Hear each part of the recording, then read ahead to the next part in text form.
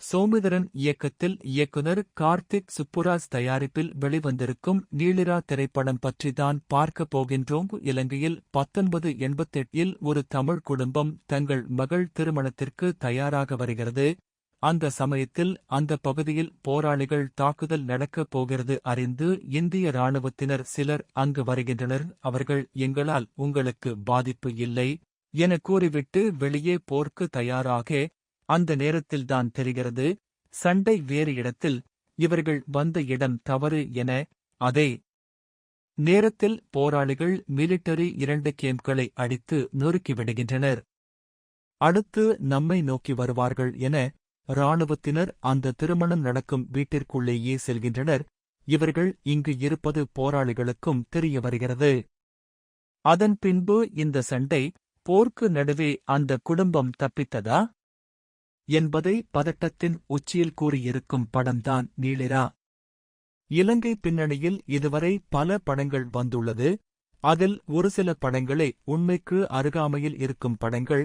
அப்படி ஒரு படமாகத்தான் இந்த நீளிரா வந்துள்ளது. இந்தியன் ஆர்மி அந்த திருமண வீட்டிற்கு வந்தவுடனே அவர்களின் பதட்டம் நம்முடன் ஒட்டிக்கொள்கிறது.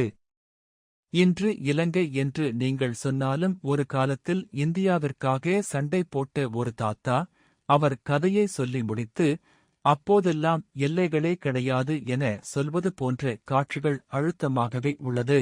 அதோடு துப்பாக்கியால் ஒரு போதும் அமைதி கிடைக்காது, போர் என்பதே அமைதிக்கான ஒன்று என இராணுவத்தினர் சொல்ல, போர் என்றால் போர்தான், அதில் எங்கே அமைதி வந்தது போன்ற வசனங்கள் மனதை நெகிழ வைக்கிறது. படத்தில் நடித்து அனைவருமே அத்தனை யதார்த்த நடிப்பை கொடுத்துள்ளனர்.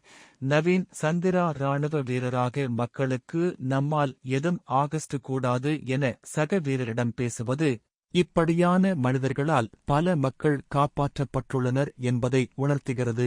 அதோடு போராளிகள் 2-3 பேர் எப்படி 7 முதல் 8 வரை இராணுவ வீரர்களை சமாளித்தார்கள் போன்ற காட்சிகள் சரியப்படுத்துகிறது.